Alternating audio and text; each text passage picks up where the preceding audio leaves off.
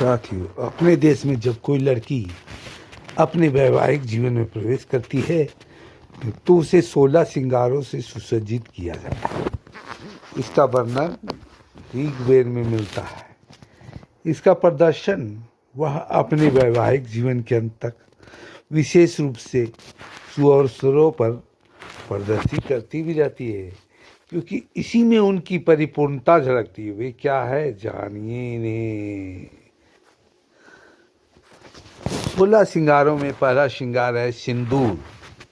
यह विवाहिता की विशेष पहचान होती है, जिसे पहली बार जब उसका पति उसके सिर की मांग में भरकर जीवन भर साथ निभाने का वचन देता है।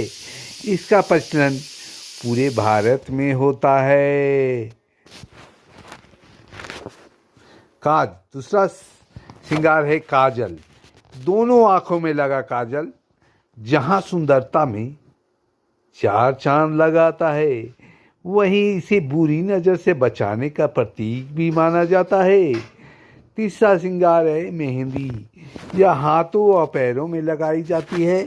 इसके बारे में कहा जाता है कि यह नववधू के जितनी ज़्यादा गाढ़ी दिखाई देगी, उसका पति उससे उतना ही प्यार करेगा। चौथा श्रृंगार है शादी का जोड़ा।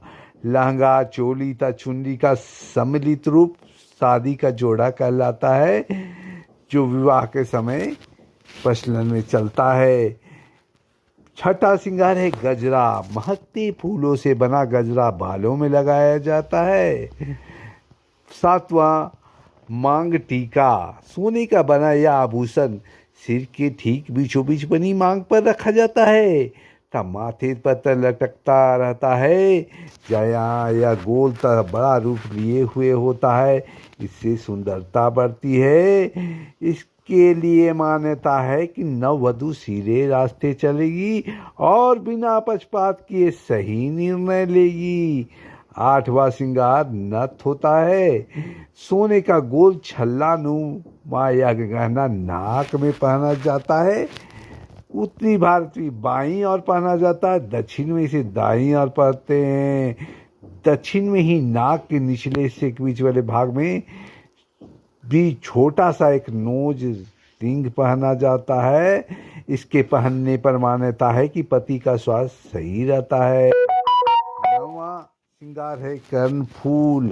कानों में पहना जाने वाला यह सोने का आभूषण कई आकर्षक रूपों में मिलता है। इसके पीछे यह मान्यता है कि वधू ना पति की बुराई सुनेगी, ना ससुराल की बुराई। 10वां श्रृंगार है हार। पति के प्रति वचनबद्धता का प्रतीक गले में पहने जाने वाला हार सोने, मोती, हीरे आदि का बना होता है। यह स्वास्थ्यवर्धक भी होता है, क्योंकि मानता है कि गले में कुछ ऐसे बिंदु होते हैं जिन पर दबाव पड़ने से स्वास्थ्य ठीक रहता है। 11 श्रृंगार है बाजूबंद। कड़े के समान बाहों के ऊपर हिस्सों में कस कर पहने जाने के बावजूद कारण इसे बाजूबंद कहा जाता है। यह सोने अथवा चांदी का बना होता है। 12वां श्रृंगार है कंगन और चूड़ियाँ। कांच की बनी चूड़ियाँ हाथ की कलाइयों में पहनी जाती है, जिसके साथ सोने के कंगन पहने जाते हैं। सोने के कंगनों के लिए मान्यता यह होती है कि इसे सास अपनी बहू को देती है, यानी वह अपनी विरासत अपनी बहू को सौंपती है। 13 श्रृंगार है अंगूठी। प्यार और विश्वास का प्रतीक। उंगली में पहने जाने वाला आभूषण सोने अथवा हीरा जड़ित सोना होता है। इसकी शुरुआत विवाह से पूर्व संपन्न की जाती है। इसी प्यार और विश्वास के बाद ही विवाह की अन्य रस्में निभाई जाती है।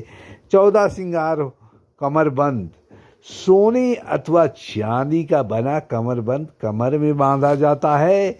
यह 2 तरह का होता है, एक आधा जो एक तरफ रहता है तथा दूसरा पूरा जो दोनों ओर रहता है। इसमें एक विशेषता होती है कि इसमें चाबियों के गुच्छों को लटकाने के लिए एक छल्ला रहता है। इसमें चाबी लटकाने पर इस बात का एहसास होता है कि वह आपकी सामनी है, इसीलिए इसे विवाह उपरांत विशेष अवसरों पर पहना जाता है। 15वां श्रृंगार है बिछुआ। पैरों के अंगूठी में पहने जाने वाला एक छल्ला होता है जिसमें मुंह देखने वाला एक छोटा शीशा रहता है। इस बारे में यह कहा जाता है पहले समय वधू शर्म के कारण अपने पति को नहीं देख सकती थी, इसीलिए इसका सिर झुका ही रहता था। अपने पति की छवि निहारने के लिए वह शीशे का उपयोग करती थी। पैर के अंगूठे और सबसे छोटी उंगली को छोड़कर शेष तीनों उंगलियों में बिछुआ पहना जाता है। ये भी छल्ले नुमा ही होते हैं। ऐसा करने से इसमें यह आत्मविश्वास जगाया जाता है कि वह हर मुसीबत को दृढ़ता से मुकाबला करे।